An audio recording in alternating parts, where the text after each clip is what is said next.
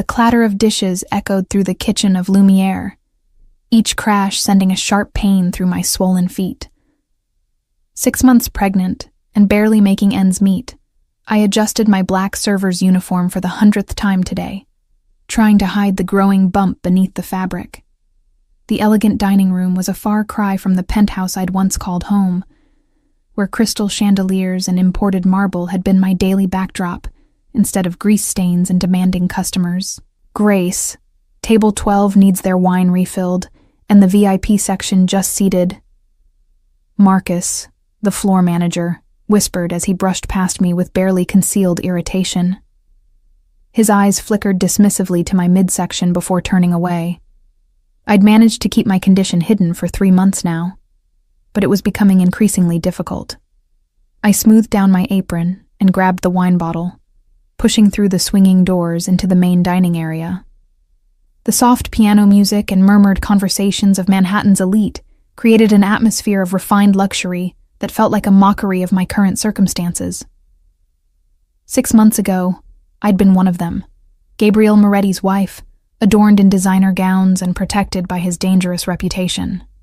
Now, I wore sensible shoes that pinched my feet and counted tips at the end of each shift, praying there would be enough for next month's rent. The VIP section was positioned in the far corner, separated from the main dining room by frosted glass panels. As I approached with my head lowered in the submissive posture Marcus demanded of his staff, I could hear familiar laughter drifting from within. My heart skipped, but I pushed the paranoid thought away.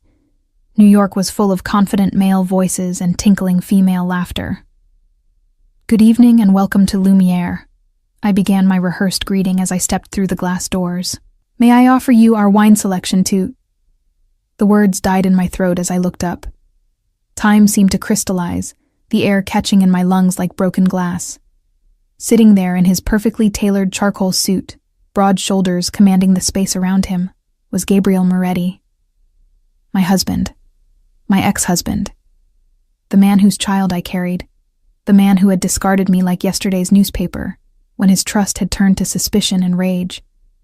And across from him, draped in a crimson dress that clung to her perfect figure, sat a woman I'd never seen before. Her manicured fingers were intertwined with his, the same fingers that had once traced patterns on my skin in the dark. The diamond on her ring finger caught the candlelight and scattered it like shattered dreams. Gabriel hadn't noticed me yet, his attention fixed on the blonde, whose laugh sounded like champagne bubbles. "I was thinking we could do Tuscany for the honeymoon," I heard him say, his Italian accent wrapping around the words the way it used to wrap around my name. "The villa overlooks the vineyards." Honeymoon. The word pierced through me like a blade. I should have backed away, should have asked another server to take the table, should have hidden in the bathroom until my shift ended. But my feet remained rooted to the plush carpet, my body betraying me as it had been doing for months now, with its changing shape and unpredictable reactions. "Excuse me? Are you going to take our order, or just stand there?" The woman's voice cut through my paralysis, impatient and entitled. Her blue eyes assessed me with the casual cruelty of someone who had never known want. Gabriel looked up then, those steel-gray eyes that had once looked at me with love and desire now meeting mine with cool assessment. For a moment, there was nothing. No recognition, no reaction, just the calculating gaze he gave to strangers. Then his pupils dilated, and the color drained from his face. Grace. My name on his lips still had the power to send a shiver down my spine, but not of desire anymore, of terror, because I knew what Gabriel Moretti was capable of when he felt cornered, when his carefully constructed world was threatened. "I'll get another server for your table," I managed to whisper, already backing away, my hand instinctively moving to shield my stomach. His gaze followed the movement, understanding dawning in those cold eyes that had once been warm with love. He half rose from his chair, but I was already turning, walking as quickly as I could without breaking into a run. "Who was that?" I heard the woman ask, her voice carrying across the sudden hush that had fallen over our corner of the restaurant. I didn't hear his response. Blood pounded in my ears as I pushed through the kitchen doors, gasping for air that wouldn't come. The memories I'd fought to suppress came rushing back. The argument, the accusations, the night I'd fled our penthouse with nothing but the clothes on my back after discovering what kind of man I'd really married. Not just a businessman with questionable associates, but the head of one of New York's most powerful crime families. Grace, what's wrong? You look like you've seen a ghost. Sophia, one of the other servers, appeared beside me with concern written across her weathered face. I need to leave. Now. My voice sounded distant, as though it belonged to someone else. You can't just leave in the middle of a shift. Marcus will fire you, and you need this job. Her eyes widened as she glanced toward the dining room. Wait, do you know who's at table 12? That's Gabriel Moretti. Nobody crosses him in this city. As if I needed the reminder. He's my ex-husband, I whispered, the words bitter on my tongue. Sophia's face paled. Holy shit, the Gabriel Moretti? And he doesn't know about the baby? I shook my head, fighting the urge to vomit. Everyone in the city knew of Gabriel Moretti, though few had seen him. He operated in shadows, his influence extending into every corrupt corner of power. I had been young and naive when we met, dazzled by his charm and the intensity of his attention. By the time I discovered the truth about his business, the violence, the blood on his hands, I was already his wife, already trapped. You need to get out of here, Sophia hissed, gripping my arm. If he's here with another woman, his fiancée, I corrected, the word like acid in my mouth. They're planning their honeymoon. The kitchen door swung open, and Marcus appeared, his face contorted with a mixture of fear and anger. Mr. Moretti wants to see you, Grace, now. I can't. Panic clawed at my throat. I need to go home.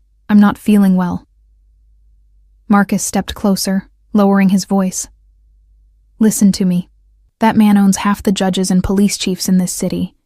If he wants to talk to you, you talk to him. I don't know what's between you two, and I don't want to know. But you don't say no to a man like that. I knew he was right. Running would only delay the inevitable. Gabriel had found me, whether by cruel coincidence or deliberate tracking. He knew where I worked now, knew I was pregnant. The fragile new life I'd been building was about to shatter. I'll go, I said, my voice steadier than I felt. But not to the table. Tell him I'll meet him in your office. Marcus hesitated, then nodded. 5 minutes. And Grace, whatever he wants, just give it to him. People who cross Gabriel Moretti have a habit of disappearing. Gabriel filled the doorframe of Marcus's cramped office, his presence consuming the oxygen in the room. He closed the door behind him with a soft click that somehow sounded more threatening than a slam. Even in the small space cluttered with invoices and scheduling sheets, he commanded attention like a force of nature. My Grace, he said softly, using the endearment that had once made me melt. Now it made my skin crawl. You've been hiding from me. Don't call me that, I whispered, pressing myself against the desk. And I haven't been hiding. I left. There's a difference. He moved closer, and I caught his scent. Expensive cologne with notes of cedar and bergamot. The same cologne I'd given him for his birthday last year. Before I knew what he really was. Before I found the blood-stained shirt he'd tried to hide from me. Before I overheard the phone call about the man who needed to be taken care of. You look different, he observed, his gaze traveling over me, lingering on my stomach. How far along? I swallowed hard, my hand instinctively moving to protect my unborn child. 6 months. Something flickered in his eyes. Possession, calculation, fury. With Gabriel, it was impossible to tell.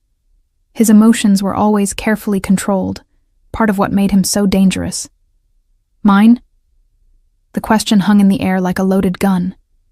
I wanted to lie, to protect my child from his world, but the math was undeniable. Does it matter? You've moved on. Quite publicly, I might add. His jaw tightened, the only indication that my words had hit their mark. You left me, Grace. In the middle of the night like a thief. What did you expect? I expected you to let me go, I said, meeting his gaze despite the fear coiling in my stomach. I know what you are, Gabriel. What you do. I want no part of it.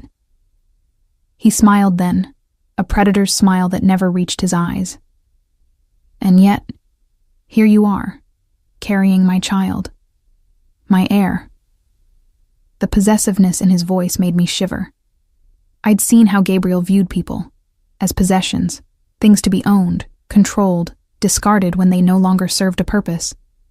I didn't know I was pregnant when I left, I admitted, and it changes nothing. Gabriel moved suddenly, his hands coming to rest on the arms of my chair, caging me in. His face was inches from mine, his breath warm against my skin. It changes everything, Grace. Everything. You're carrying a Moretti. My blood. Did you think I would allow my child to be raised by a waitress? To grow up in some shabby apartment, never knowing their birthright? I turned my face away, unable to bear his proximity. Better that than knowing their father is a monster. His hand shot out, gripping my chin and forcing me to look at him. There was no violence in the touch, but the threat of it hung in the air between us. You knew exactly who I was when you married me, he said, his voice eerily calm. You enjoyed the benefits of my work well enough. The jewelry, the vacations, the lifestyle. You never questioned where the money came from until it suited you to develop a conscience. The accusation stung, because there was a grain of truth to it. I had suspected Gabriel's business wasn't entirely legitimate, but I'd chosen not to look too closely. I'd been young, infatuated, and willfully blind. I was naive, I admitted, but I'm not anymore. Please, Gabriel, just let me go. Let us go. Something dangerous flashed in his eyes. Never. The word was final, absolute. You are mine, Grace. You will always be mine. And now? His gaze dropped to my stomach. There are two of you that belong to me. The door opened suddenly, and we both turned to see the woman in the red dress standing there, her perfect features arranged in an expression of confused irritation. Gabriel, what's going on? Why did you leave in the middle of dinner? Her gaze slid to me, taking in my waitress uniform, my disheveled appearance. Who is this? Gabriel straightened, his mask of control slipping back into place with frightening ease. Victoria, this is Grace, he said smoothly. My wife. Her perfectly sculpted eyebrows shot up. Ex-wife, she corrected, her voice tight. You told me you were divorced. The paperwork is ongoing, Gabriel replied, his gaze never leaving my face. And the baby? Victoria asked, her eyes narrowing as she took in my condition. The tension in the room thickened until it was hard to breathe. I looked between them, the powerful man I had once loved and now feared, and the woman who had unwittingly stepped into the dangerous role I had fled. Congratulations, I said to her, finding my voice at last. He failed to mention his pregnant ex-wife would be serving your table tonight. I wonder what else he's failed to mention. Gabriel's eyes darkened with warning, but I was beyond caring. Whatever tenuous safety I had found was already compromised. Victoria's face contorted with shock, then fury. She turned to Gabriel, her diamond ring catching the light as she pointed an accusatory finger at him. You told me she left you over a year ago, that there was no child, that you were free to marry. Each sentence emerged like the crack of a whip. I watched Gabriel, curious despite my fear to see how he would handle being caught between his lies. This man who controlled everything, who tolerated no defiance, now cornered by the simple truth. "Victoria," he said, his voice controlled but with an edge I recognized, the warning tone that preceded his worst fury. "Wait for me in the car. Dimitri will take you. I'm not going anywhere until you explain this." Her voice rose, and I saw Marcus hovering anxiously in the doorway behind her. Gabriel moved with the fluid grace that had always reminded me of a predator. In 2 strides, he was beside Victoria, his hand at the small of her back, possessive, controlling, but appearing merely solicitous to anyone watching. "We will discuss this at home," he murmured. But even from across the room, I could hear the steel beneath the velvet. "This is not the place." For a moment, I thought she would resist. Then I saw the calculation in her eyes, the weighing of options, the recognition of how little power she actually wielded in this moment. It was a look I knew intimately. "Fine," she said, her voice brittle. "But this conversation isn't over." As Gabriel guided her toward the door, he glanced back at me over his shoulder. "Don't move," he ordered, quiet enough that only I could hear. "I'll be right back." After they left, I sat in the silence of Marcus's office, my mind racing through options. I knew Gabriel's men would be watching the exits now, knew that running would only postpone the inevitable. But every instinct screamed at me to flee. Marcus remained in the doorway, fidgeting with his tie. "Grace, I don't know what's happening, but I think you should go home. Take the rest of the night off." I shook my head, rising from the chair on unsteady legs. "He'll just follow me there. I need to think." But there was no time to think. Gabriel returned within minutes, alone now, his composure perfectly intact except for the dangerous glitter in his eyes that I remembered from our worst fights. "Let's go," he said simply. "I'm not going anywhere with you." He sighed, as if dealing with a particularly stubborn child. "Grace, we can do this the easy way or the hard way, but we are leaving. Together. Now." When I didn't move, he stepped closer, his voice dropping to that deadly quiet tone. "My child will not be born in some tenement, raised in poverty while you serve drinks to strangers. That ends tonight. It's not your choice to make. Everything about you and that baby is my choice to make," he said, and the certainty in his voice was more terrifying than any threat. "You can walk out of here with me, or I can carry you. Either way, you're coming home." Home. The word twisted in my chest. That penthouse had never been home. It had been a beautiful prison, and now he was dragging me back to it. I thought of my tiny apartment, of the independence I'd fought so hard to build, of the plans I'd made for my child's future, all of it crumbling like dust in the face of Gabriel Moretti's will. "I need my things, already taken care of. Everything you need will be provided." Of course, he'd already been 3 steps ahead, as always. I stood on trembling legs, my hand moving protectively over my stomach. My daughter.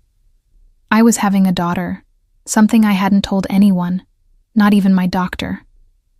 But somehow, I knew Gabriel would find out. He always found out everything. As he guided me through the restaurant toward the exit, I caught Sophia's worried gaze from across the dining room. I tried to give her a reassuring smile, but we both knew it was a lie. The other diners barely glanced up as we passed. To them, we looked like any wealthy couple leaving after dinner.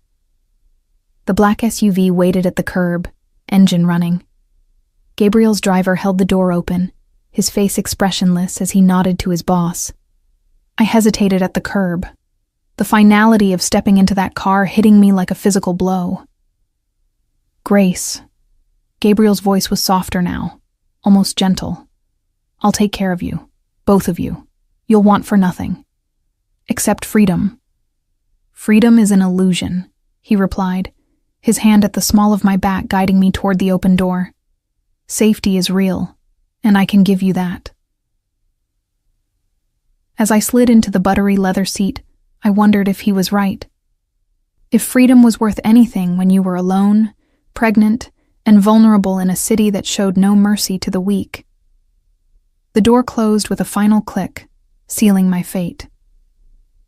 Gabriel settled beside me, close enough that I could feel the heat radiating from his body. "Welcome home, Grace." But as the SUV pulled away from the curb, taking me away from my carefully constructed new life, I couldn't shake the feeling that I was being delivered not to safety, but to a different kind of danger entirely. The penthouse hadn't changed. Same imported marble floors, same floor-to-ceiling windows overlooking Central Park, same collection of priceless art that Gabriel had acquired through means I'd never questioned. Standing in the foyer I'd once called home, I felt like a ghost haunting my former life. "Your room is exactly as you left it," Gabriel said, watching my reaction carefully. "I had Elena keep everything in perfect condition. My prison, you mean?" The words slipped out before I could stop them. His jaw tightened. "You're home. Where you belong." He moved to the bar and poured himself a scotch, the crystal decanter catching the city lights. "Are you hungry? Elena prepared your favorites." The casual domesticity of the question after everything that had happened felt surreal. "I'm not staying, Gabriel. This kidnapping doesn't change anything." "Kidnapping?" He turned, eyebrow raised. "I prefer to think of it as removing you from a dangerous situation. Do you know what neighborhood you've been living in? The crime rate alone? Don't." I held up a hand, fury giving me strength. "Don't you dare lecture me about danger when you're the most dangerous person I know." Something flickered across his face. Hurt, maybe, or surprise that I would speak to him so boldly. The Grace he'd married had been softer, more compliant. Pregnancy and independence had given me a steel spine I'd never possessed before. "Sit down, Grace. We need to talk." "I'm fine standing." He set down his drink with deliberate care. It wasn't a request. The familiar command in his voice made my knees weak with conditioned response, but I forced myself to remain upright. I said, "I'm fine." For a moment, we stared at each other across the vast living room, a battle of wills that had been 6 months in the making. Finally, Gabriel moved to one of the leather chairs and sat, gesturing to the matching one across from him. "Please," he said, and the word sounded foreign in his mouth. Gabriel Moretti didn't say please to anyone. I perched on the edge of the chair, ready to flee even though I knew there was nowhere to run. "You want to talk? Talk.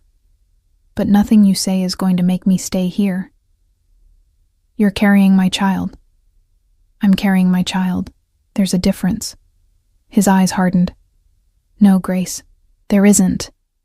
From the moment you conceived, that baby became part of the Moretti legacy, my responsibility, my protection. Your possession, you mean, if that's how you choose to see it." He leaned forward, elbows on his knees. "Tell me about the father." The question caught me off guard. "What?" "The father, the man you left me for, the one who got you pregnant and then disappeared, leaving you to serve drinks to strangers." Heat flooded my cheeks. "I didn't leave you for anyone. I left because I discovered what you really were. And yet, within weeks of our separation, you were with someone else." His voice was deceptively calm, but I could see the fury simmering beneath the surface. "Someone who clearly didn't value you enough to stick around when things got difficult. That's none of your business. Everything about you is my business." He stood abruptly, moving to the windows.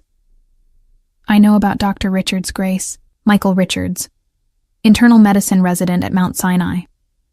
32 years old, unmarried, student loan debt of approximately $200,000. My blood turned to ice. Of course he knew. Gabriel made it his business to know everything about everyone in his orbit. "You had me watched. I had you protected. There's a difference." He turned back to me, his face a mask of controlled rage. What I want to know is how long it was going on before you left. How long you were lying to my face while fucking another man. It wasn't like that. The words exploded out of me. I met Michael after I left. He was treating me at the emergency room when I cut myself off, realizing I'd revealed too much. When you what, Grace? I looked away, unable to meet his penetrating stare. The memory of that night 6 months ago was still too painful. The panic attack that had sent me to the ER, the kind doctor who had helped me through the worst of it. The connection that had grown from shared vulnerability. When you had the breakdown, Gabriel said quietly, answering his own question. The night after you saw the warehouse footage. The warehouse. Of course he knew about that too. The night I'd followed him to one of his meetings, hidden in the shadows as I watched him orchestrate what could only be described as an execution. The moment I realized that the man I'd married wasn't just involved with dangerous people. He was dangerous people. You weren't supposed to see that, he continued, his voice almost gentle. It was business, Grace. Necessary business. Necessary? I stood up, shaking with remembered terror. You had that man tortured. I watched you. I couldn't finish the sentence. I watched you eliminate a threat to your organization. A threat to us. Gabriel moved closer, his presence overwhelming in the familiar space. Marcus Volkov had been selling information to the FBI for months.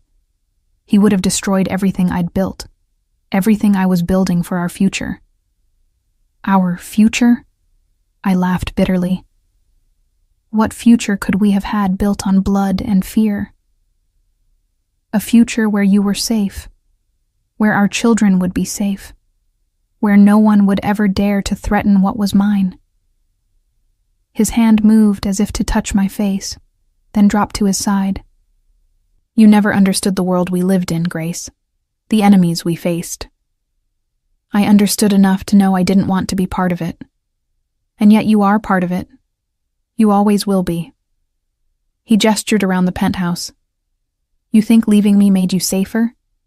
You think that apartment in Queens, that job at the restaurant, protected you from my enemies? From people who would use you to get to me? A chill ran down my spine. What are you talking about? Victoria isn't just my fiancée, Grace. She's the daughter of the Colombo family. Our engagement was strategic, a way to consolidate power, to end a war that had been brewing for months.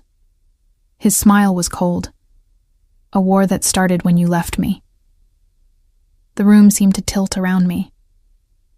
What do you mean? Your disappearance sent a message to my enemies that Gabriel Moretti couldn't even keep his own wife in line. It made me look weak. And weakness, in my world, is blood in the water. I sank back into the chair, the implications crashing over me. You're saying people died because I left you? I'm saying your leaving had consequences you never considered. Gabriel moved to pour himself another drink, his movements controlled but agitated. The Colombos saw an opportunity, started moving against my territory, my business. I've spent the last 6 months cleaning up the mess. By getting engaged to Victoria, by doing what was necessary to protect what's mine. He turned back to me, his gray eyes intense. But now you're back, and you're carrying my child. That changes everything. I'm not back, I said firmly. This is temporary. You can't keep me here against my will. Can't I? His smile was predatory. You're 6 months pregnant with no money, no support system, no protection. Dr. Richards is conveniently out of the picture. What did you do to him? Fear shot through me like lightning. Nothing. Yet. Gabriel's voice was casual, but the threat was crystal clear. Though I admit I'm curious about his sudden decision to take that position in Seattle. Right around the time you discovered you were pregnant, wasn't it? My heart stopped. Michael hadn't abandoned me. He'd been driven away. By Gabriel. The realization hit me like a physical blow. You threatened him. I made him an offer he couldn't refuse.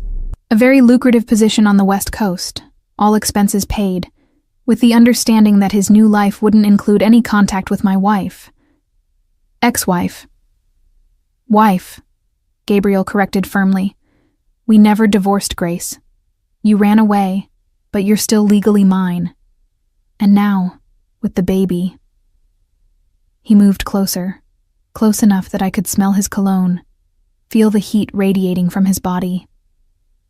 Now you're mine in every way that matters. I wanted to argue, to fight, but exhaustion was weighing me down. The events of the day, the emotional upheaval, the pregnancy. It was all catching up with me at once. I need to rest, I said quietly. Of course. Gabriel's voice softened. Elena has prepared the master suite. Your clothes. The guest room, I interrupted. I'll take the guest room. His jaw tightened, but he nodded. For now. But Grace... He caught my arm gently as I stood. Don't mistake this kindness for weakness. You're home now, where you belong, and that's where you'll stay. As I walked toward the guest room on unsteady legs, I could feel his eyes on me, assessing, calculating. Gabriel Moretti always had a plan, always stayed 3 steps ahead of everyone else. I just needed to figure out what his endgame was before it was too late. The guest room was exactly as I remembered. Luxurious, impersonal, elegant. A beautiful cage for a bird who had forgotten how to fly. As I closed the door behind me, I placed my hand on my stomach, feeling the gentle flutter of movement within. I'll get us out of here, I whispered to my unborn daughter. Somehow. But even as I said the words, I wondered if they were true. Gabriel Moretti had reclaimed his wife, secured his heir, and neutralized his enemies all in one masterful move. The only question was whether he intended to keep me as a treasured possession or a cautionary tale. Outside the window, New York glittered like a galaxy of broken promises, and I realized that for the first time in months, I was truly afraid. 3 days passed in a strange limbo of luxury and captivity. Gabriel treated me with the careful courtesy one might show a valued prisoner, attentive to my needs, respectful of my space, but never for a moment letting me forget that I was trapped. Every door in the penthouse required a key card. Every window was secured with military-grade locks. Even the elevator needed Gabriel's personal code to operate. I spent the time trying to plan, to find some weakness in his security, some way to escape. But it became increasingly clear that Gabriel had thought of everything. The building's concierge knew me as Mrs. Moretti and would never question Gabriel's instructions about my safety. The doorman had been replaced with someone from Gabriel's organization. Even the cleaning lady watched me with suspicious eyes. You're not eating enough, Gabriel observed over breakfast on the 4th morning. Elena had prepared eggs Benedict, fresh fruit, and that herbal tea the doctor had recommended for pregnancy nausea. All my favorites, all perfectly arranged on bone china that cost more than most people made in a month. I'm fine. I pushed the eggs around my plate, appetite gone. The baby fluttered inside me, responding to my stress with restless movement. The baby needs nutrition, Grace. You need nutrition. Gabriel's voice held that edge of command I remembered so well. Elena spoke with Dr. Martinelli yesterday. He's agreed to take over your prenatal care. I have a doctor. You had a doctor. Dr. Chen's practice is hardly equipped for a high-risk pregnancy. Gabriel sipped his espresso, studying me over the rim. Dr. Martinelli is the best obstetrician in the city. He delivered the Rothschild twins, the governor's grandson. This isn't a high-risk pregnancy. It is now. The finality in his voice sent a chill through me. Any pregnancy involving my child is high risk by definition. The enemies I've made, the threats we face, Our daughter will need the best protection from the moment she's born. Our daughter. He'd started using that phrase more frequently, and each time it sounded less like possession and more like something else. Something that scared me almost as much as his anger had. "What about Victoria?" I asked, changing the subject. "How are you explaining my sudden reappearance to your fiancé?" Gabriel's expression darkened. "Victoria is no longer your concern." "But she's still your concern, apparently." I'd seen him on several phone calls over the past few days, his voice dropping to that dangerous whisper he used when delivering threats. How exactly does a Mafia princess handle being replaced by the pregnant ex-wife? "She doesn't." Gabriel stood abruptly, moving to the window. "The engagement was always business, Grace. You know that. You were always the personal choice." "Personal choice," I repeated bitterly. "Like choosing a piece of art or a new car." He turned back to me, something vulnerable flickering in his gray eyes. "Like choosing the woman I wanted to spend my life with. The woman I wanted to be the mother of my children." His voice softened. "The woman I fell in love with before I knew what love could cost." The unexpected honesty in his words caught me off guard. This wasn't the calculated manipulation I'd expected, but something rawer, more dangerous because it felt real. "Love?" I stood up, fury giving me strength. "You call this love? Kidnapping me? Threatening my doctor? Controlling every aspect of my life?" "I call it protection." Gabriel moved toward me, his presence filling the space between us. "I call it ensuring that what happened 6 months ago never happens again. What happened 6 months ago was me discovering who you really were. What happened 6 months ago was me failing to protect you from truths you weren't ready to handle." His hand reached out, almost touching my face before dropping to his side. "I should have prepared you gradually, helped you understand the necessities of my world. Necessities like murder? Necessities like survival." Gabriel's voice hardened. Marcus Volkov had already given the FBI enough information to bring down half my organization. If I hadn't acted, we'd both be in federal prison right now. Or dead. I wanted to argue, to maintain my moral high ground, but 6 months of independence had taught me something about the gray areas of survival. I'd stolen food when I couldn't afford groceries. I'd lied on job applications about my employment history. I'd done things I'd never imagined myself capable of when the alternative was sleeping on the street. That doesn't make it right. Right and wrong are luxuries for people who don't have enemies. Gabriel stepped closer, close enough that I could see the faint scar along his jawline from a knife fight he'd mentioned once in passing. "I don't have that luxury, Grace. And neither do you. Not anymore. Because of you. Because of us." His hand finally made contact, fingers brushing along my cheek with devastating gentleness. "Because of the choice you made to marry me, to become part of my world. That doesn't end just because you decide you don't like the consequences."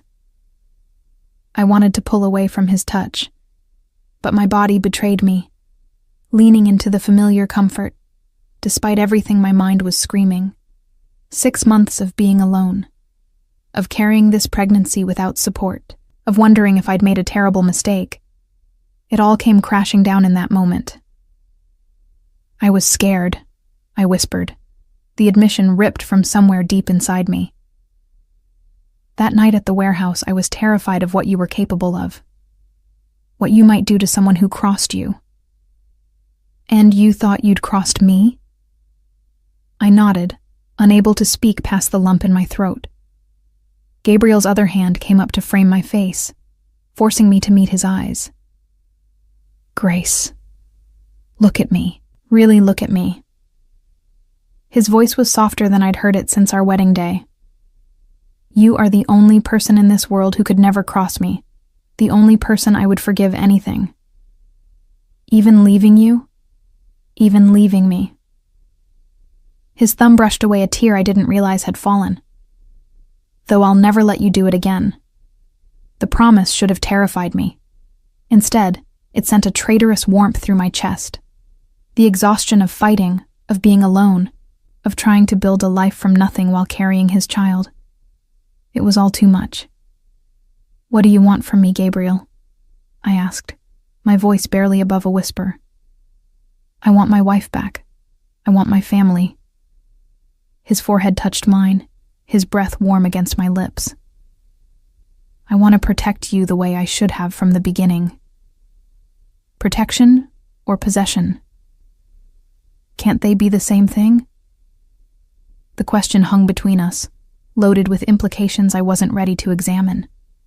Before I could respond, Elena appeared in the doorway, her expression carefully neutral. "Mr. Moretti, your 11 o'clock is here." Gabriel stepped back reluctantly, the businessman sliding back into place over the vulnerable man I'd glimpsed. "Tell him I'll be right there." He turned back to me. "Dr. Martinelli will be here at 3 for your appointment. Please be ready." The appointment with Dr. Martinelli revealed what I'd been dreading to face. I was further along than I'd thought. 28 weeks, not 24. The baby was healthy, active, measuring perfectly for her gestational age. But the timeline meant conception had happened during those final weeks of my marriage to Gabriel, not after I'd left as I'd let him believe. "Everything looks excellent, Mrs. Moretti," Dr. Martinelli said, his kind eyes crinkling as he printed the ultrasound images. "Your daughter is developing beautifully. Have you given any thought to names?" Gabriel's hand tightened on mine where he sat beside the examination table. We hadn't discussed names, hadn't discussed much of anything about the actual baby beyond her existence as a complication in our fractured relationship. "Lucia," I said suddenly, the name emerging from somewhere deep in my memory. "After my grandmother." "Lucia Moretti," Gabriel repeated, testing the sound. "Beautiful." Something in his voice made me look at him, and I saw an expression I'd never witnessed before. Wonder mixed with fierce protection, as if he was seeing our daughter for the first time instead of a medical readout on a screen. After Dr. Martinelli left, we sat in silence in Gabriel's study. The ultrasound photos lay between us on his desk, like evidence in a trial neither of us wanted to face. 28 weeks, Gabriel said finally. "Yes. Which means she's yours, completely yours. There's no question." I couldn't meet his eyes, couldn't bear to see the satisfaction I knew would be there. But when I finally looked up, Gabriel's expression wasn't triumphant.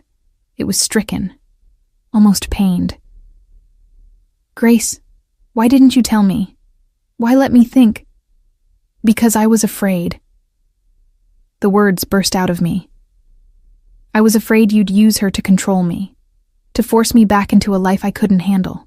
I was afraid you'd take her away from me if you knew the truth." Gabriel was quiet for a long moment, his fingers drumming against the desk in the pattern I remembered from our marriage.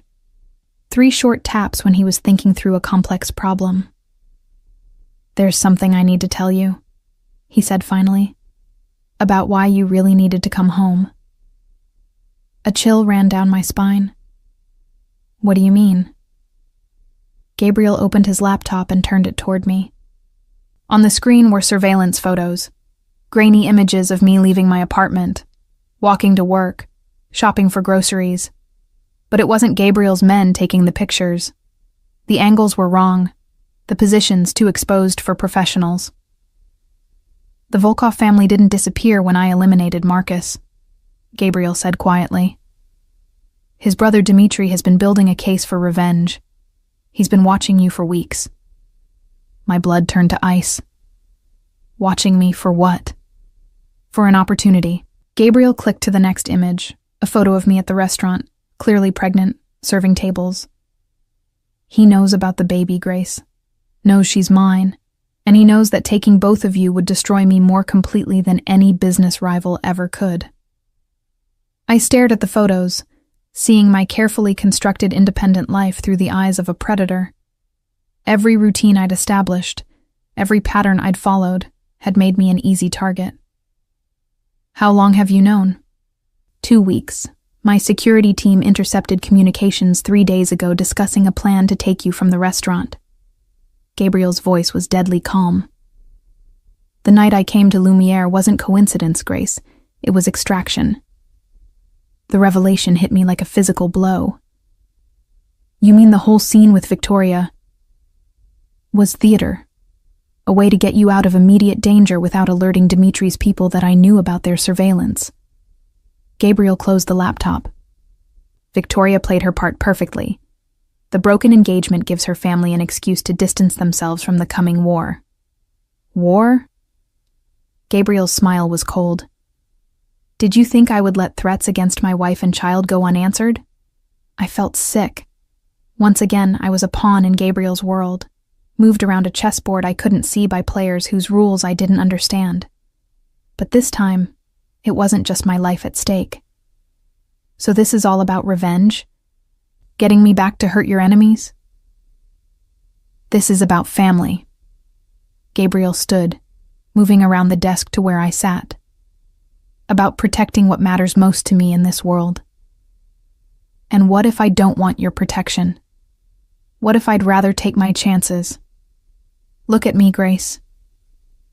Gabriel's voice cut through my protest. Look at me and tell me you're willing to risk our daughter's life to make a point about your independence. I couldn't. As much as I resented being manipulated, as much as I hated being back in his world, I couldn't gamble with Lucia's safety. Gabriel saw the moment I capitulated, saw the fight drain out of me. There's more, he said gently. About Dr. Richards. My heart stopped. What about Michael? Gabriel pulled out his phone and showed me a news article from a Seattle newspaper. The headline made my knees weak. Local doctor missing after hospital shift. No, I whispered. No, you said he was safe. You said... I said I made him an offer he couldn't refuse. I didn't say what happened when he tried to refuse it anyway. Gabriel's voice was carefully neutral. Dr. Richards contacted you 2 weeks ago, didn't he? Tried to convince you to come to Seattle with him. I had received a call from Michael. He'd sounded strange, frightened, begging me to meet him, to leave New York immediately. I'd thought he was having second thoughts about our breakup. I'd hung up on him. Dimitri's people got to him first, Gabriel continued. Used him to try to locate you, when he wouldn't cooperate. He gestured to the phone screen. Is he dead? I could barely force the words out. Unknown. But Grace, you need to understand. This is what happens to people in my world who don't take protection seriously. Michael thought he could handle himself against men like Dmitri Volkov. He was wrong. I was going to be sick. Michael. Kind and gentle Michael, who'd held my hair back during morning sickness and rubbed my feet when they swelled. He was gone because of me. Because of my connection to Gabriel. I want to see Vincent, I said suddenly, thinking of Gabriel's right-hand man. I want to hear this from someone else. Gabriel's expression shuddered. Vincent is unavailable. What does that mean? It means he's no longer part of my organization. The careful way Gabriel said it sent warning bells ringing in my head. Vincent had been Gabriel's most trusted lieutenant, closer than a brother. They'd served together in the military before Gabriel inherited his father's empire. Gabriel, what happened to Vincent? Vincent made choices that put you and the baby at risk. I don't tolerate that from anyone. Gabriel's voice was ice. Not even from family. I stared at him, seeing a stranger again. The gentle man who'd held my hand during the ultrasound was gone, replaced by the cold Dawn who eliminated threats without hesitation. You killed him. I protected us. Gabriel moved to the window, his back to me. Vincent was feeding information to the Volkovs, planning to use you as bait to draw me into a trap, when I discovered his betrayal. You murdered your best friend. I executed a traitor. Gabriel turned back to me, his gray eyes empty, just like I'll execute anyone else who threatens what's mine. The finality in his voice terrified me. This wasn't the passionate man I'd married, or even the cold businessman I'd left. This was something else entirely, something that would destroy anyone and anything that stood between him and what he considered his property, including me, if I pushed too far. "I need air," I said, standing on shaky legs. "The terrace is safe. Dimitri's people can't get a clear shot from any of the surrounding buildings." Gabriel's casual mention of sniper fire made me realize how completely I'd underestimated the danger I was in. As I stepped onto the terrace overlooking Central Park, the October wind cutting through my sweater, I placed both hands on my stomach. Lucia moved restlessly, as if sensing my distress. "I'm sorry," I whispered to her. "I'm so sorry I brought you into this world." But even as I said it, I knew it was too late for regrets. I was bound to Gabriel Moretti now, not just by marriage or love or fear, but by the innocent life growing inside me. A life that made me more vulnerable than I'd ever been, but also gave me something worth fighting for. The question wasn't whether I could escape Gabriel's world anymore. The question was whether I could survive it long enough to protect our daughter from the darkness that seemed to swallow everything he touched. The war came to us 3 days later. I woke at dawn to the sound of breaking glass and Gabriel's voice, deadly calm, issuing orders in rapid Italian. Elena appeared at my bedroom door, her face pale but composed. "Mrs. Moretti, we need to move you to the safe room. Now." The safe room was something Gabriel had mentioned during our marriage but never shown me. A reinforced panic room hidden behind his study, stocked with enough supplies to last weeks. As Elena ushered me through the hidden door, I caught glimpses of Gabriel coordinating with his men, weapons appearing from concealed compartments I'd never known existed. "What's happening?" I asked Elena as she sealed us inside the windowless room lined with monitors showing every angle of the building. "Dmitri Volkov has made his move," she replied, checking her own pistol with practiced efficiency. 20 men, maybe more. They've taken the lobby and are working their way up. On the screens, I could see the carnage, bodies in the elegant marble foyer, shattered glass, men in tactical gear moving with military precision. Gabriel's security team was fighting back, but they were outnumbered. "Why didn't Gabriel see this coming?" I demanded, fear making my voice sharp. Elena's expression was grim. "He did. This is exactly what he expected. A trap." Gabriel had used me as bait, just as I'd always feared. The realization should have filled me with rage, but instead I felt a strange calm. Of course he had. It was what Gabriel did. He planned, he manipulated, he stayed 3 steps ahead of everyone else. "How many of our people will die for this?" I asked quietly.